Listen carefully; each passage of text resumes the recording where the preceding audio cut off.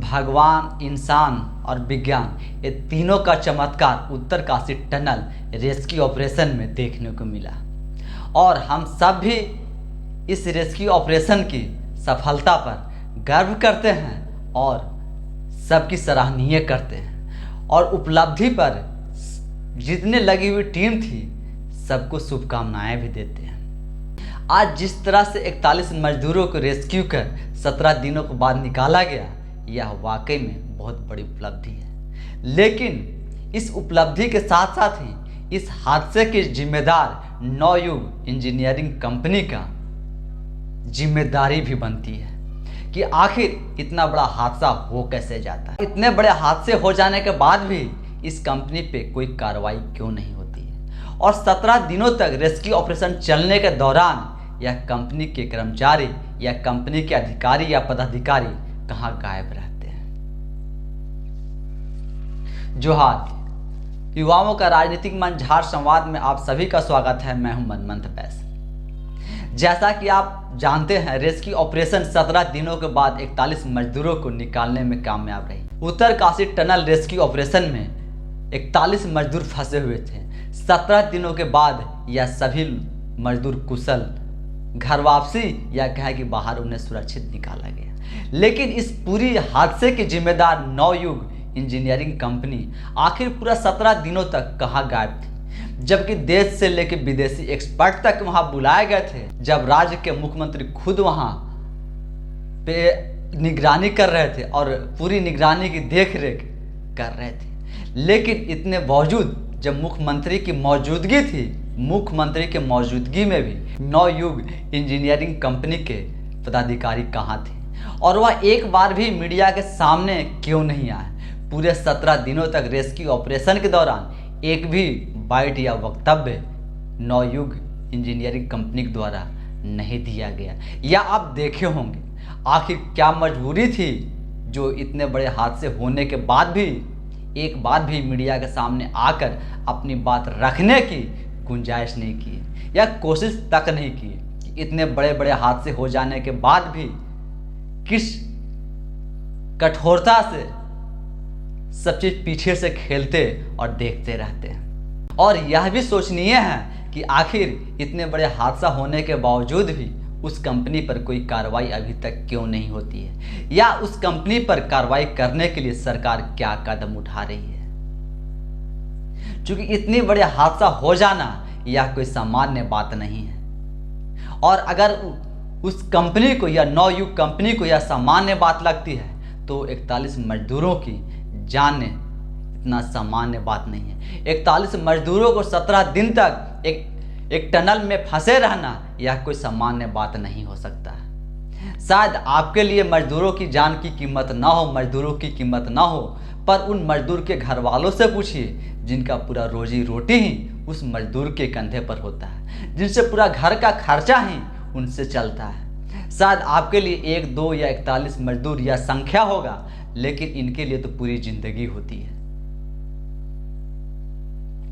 अपनी जान को जोखिम में डाल करके इस तरह का कार्य करते हैं, लेकिन उस कंपनी के द्वारा एक बार भी नहीं सांत्वना देते हैं और नहीं किसी प्रकार का कोई सहायता शायद किए हैं या नहीं, यह भी नहीं कहा जा सकता है। जब 17 दिनों तक पूरी कंपनी के लोग ही गायब रहते हैं तो फिर उनसे सहायता किए होंगे यह कैसे उम्मीद की जा सकती है। और नवयुग कंपनी की बात करें तो यह हैदराबाद की कंपनी है और विशाखापट्टनम में इसकी हेडक्वार्टर है। इस कंपनी के द्वारा यह पहली हादसा नहीं है। इससे पहले भी महाराष्ट्र के ठाणे में समृद्धि एक्सप्रेसवे के तीसरे चरण निर्माण के दौरान एक गार्डर गिर जाने से 10 मजदूरों समेत 20 लोगों की मौत हो गई थी।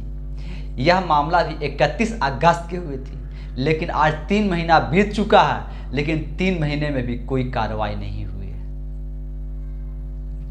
आखिर ऐसी सरकार की क्या मजबूरी है जो ऐसी कंपनी पर कार्रवाई नहीं होती है और मजदूरों की जान इतनी सस्ती क्यों लगती है। आखिर मजदूर की जान नहीं होती।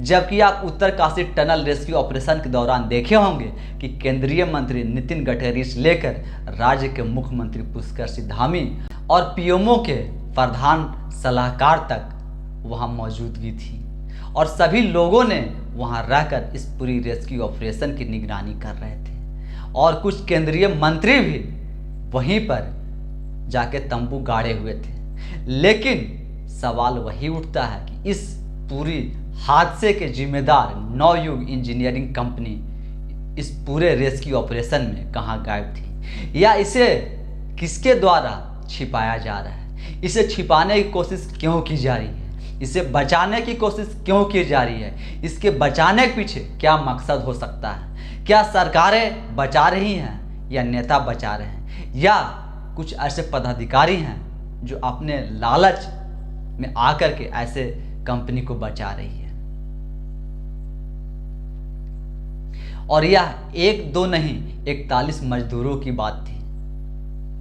और आप देखे होंगे कि इसमें एनडीआरएफ से लेकर एसडीआरएफ और तमाम रेस्क्यू ऑपरेशन ये जो भी एक्सपर्ट थे, टनल एक्सपर्ट तक के बुलाया गया था, विदेशी एक्सपर्ट तक के इसमें सहायता लिया गया। आप एक चीज़ और इसमें देखे होंगे और सुने होंगे कि अमेरिकी ऑगर मशीन भी आखिरी समय में वह भी फेल हो गई थी, उसका भी ब्लेड टूट जाने से टनल में फंस गया था। लेकिन जब वह मशीन भी फेल हो गई तब रैट माइनर्स को बुलाया गया था। जो रैट होल माइनर्स होते हैं वह छोटे छोटे हथौड़ी से उसे खोद खोद करके, मतलब कि हाथ से वो अपना उस गड्ढे को खोदते हैं और खोद खोद करके उसे धीरे धीरे अंदर जाते हैं। आखिरी समय में रैट माइनर्स ने उस रेस्क्यू ऑपरेशन को सफल बनाया और आखिरी तक उन्होंने अंजाम दिया। एक बात और है कि रैट माइनर्स को एनजीटी ने 2014 में ही बैन कर दिया था। इसके बैन करने के पीछे कारण यह थी कि मेघालय में सुरंग से लोग, रैट माइनर्स जैसे लोग, या जो मेघालय के लोकल लोग हैं, जो वहाँ के लोकल रहने वाले लोग हैं, वह इस तरह के छोटे छोटे सुरंग बना करके वहाँ के खनिज संपदा और खास करके कोयले निकालते हैं और बेचते हैं। और वो इस तरह से निकालते हैं जैसे आप समझ सकते हैं कि जब वो सुरंग बनाते हैं कोयले को निकालने के लिए, क्योंकि जो भी खनिज संपदा होता है वह पहाड़ों में या ज़मीन के बहुत अंदर तक होता है, तो वैसे में उन्हें सुरंग बनाना पड़ता था। वह सुरंग ऐसा होता था कि उसमें आप ना खड़ा हो सकते हैं और नहीं बैठ सकते हैं। तो आप समझ सकते हैं जिस सुरंग में आप ना खड़ा हो सकते हैं न बैठ सकते हैं वह कितना खतरनाक हो सकता है। वैसे सुरंग से के कोयला निकाल करके लाना वहाँ के लोकल लोग करते थे। इसमें होता क्या था कि जब उस सुरंग में के कोयले निकालने के लिए अंदर चले जाते थे, उस बीच में अगर बारिश हो जाती थी तो बारिश हो जाने से वह रैट माइनर्स के होल जो होते थे वह भर जाता था। मतलब जो बाहर निकलने के जो रास्ते होते थे, मुंह जो होता था उसका, जहाँ से वो घुसते थे, मतलब अंदर जाते थे, वह रास्ता में पानी भर जाता था। ऐसे में उन्हें निकलना बहुत ही मुश्किल होता था। जब कभी तो ऐसा भी होता था कि बारिश ज़्यादा हो जाने से पूरा रास्ता ही बंद हो जाता था, मतलब पूरा मुंह उनका बंद हो जाता था, कुछ मिट्टी गिर के भर जाते थे। ऐसे में जो मजदूर अंदर घुसते थे या जो रैट माइनर्स अंदर जाते थे खनिज संपदा निकालने के लिए, वह बाहर नहीं निकलते थे और उनकी वहीं मृत्यु हो जाती थी। इस तरह के हादसे वहाँ लगातार हो रहे थे। इसी हादसे को देख करके रैट माइनर्स या रैट होल माइनर्स को एनजीटी ने 2014 में बैन कर दिया गया था। आप समझ सकते हैं कि जब सरकार के पास या जो रेस्क्यू टीम के पास कोई ऑप्शन नहीं बचा, तब बैन यानी अवैध रैट माइनर्स को वहां लगाया गया था, क्योंकि 41 मजदूरों की जान वापसी ही सबसे बड़ी और सर्वोपरि थी। और हम सब भी यही प्रे कर रहे थे और दुआ कर रहे थे, भगवान से प्रार्थना कर रहे थे कि कब 41 मजदूर उस टनल से सुरक्षित बाहर निकले और अपने परिवार से मिले और अपने परिवार के पास वापस चले जाए। जब अमेरिकी ऑगर मशीन फेल हो गई तब रैट माइनर्स को लगाया गया और वह इस काम करने में पूरी जुनून के साथ और सफल भी रहे। लेकिन इस पूरे रेस्क्यू के दौरान नवयुग इंजीनियरिंग कंपनी कहाँ थी, उसके कर्मचारी कहाँ थे, उसके पदाधिकारी कहाँ थे, इतने बड़े हादसे के लिए जिम्मेदार वह कंपनी कहाँ थी। आखिर उस कंपनी पे कार्रवाई क्यों नहीं होनी चाहिए? उस कंपनी को ऐसे हादसे के लिए खुली छूट क्यों देनी चाहिए, जबकि यह हादसा पहले भी हो चुका है, पहले भी 20 लोगों की जान जा चुकी है। यह हमारी खुशकिस्मती थी कि 41 मजदूरों को हम बचाने में सक्षम हुए और सफल हुए। अगर आज नहीं बचा पाते, जैसा पिछली घटना हुई थी, यानी 20 लोगों की जान चली गई थी, उस पे आज तक कोई कार्रवाई नहीं हुई। 3 महीना बीत जाने के बाद भी उस कंपनी पे कोई कार्रवाई नहीं होती है। यह कंपनी सड़क, रेलवे, ब्रिज, इस तरह के कंस्ट्रक्शन काम करती है और आज भी उसके पास बहुत बड़े बड़े प्रोजेक्ट हैं, केंद्र सरकार की प्रोजेक्ट है। केंद्रीय मंत्री नितिन गडकरी, जो अपने बेबाकी के लिए जाने जाते हैं, आज ऐसे कंपनी पर अपनी बेबाकी दिखाएंगे। नवयुग इंजीनियरिंग कंपनी पर अपनी बेबाकी दिखाएंगे, यहाँ वह भी अपनी बेबाकी से पीछे हट जाएंगे।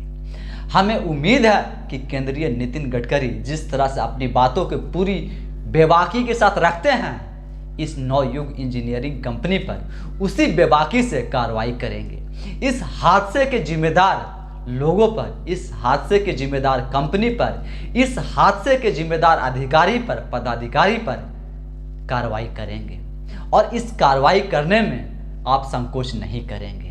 हम आज सब ऐसा आपसे उम्मीद करते हैं। और जो 41 मजदूर निकले हैं, उन्हें निकालने में जितनी टीम लगी हुई थी, रेस्क्यू ऑपरेशन में जो टीम थी, उन सबको धन्यवाद देते हैं कि उन्होंने सफलतापूर्वक हमारे झारखंडी मजदूरों को निकालने में वह सफल रहे हैं। इसके लिए हम उनको फिर से धन्यवाद देते हैं। लेकिन नवयुग इंजीनियरिंग कंपनी के कर्मचारी आखिर 17 दिन तक क्यों गायब थे?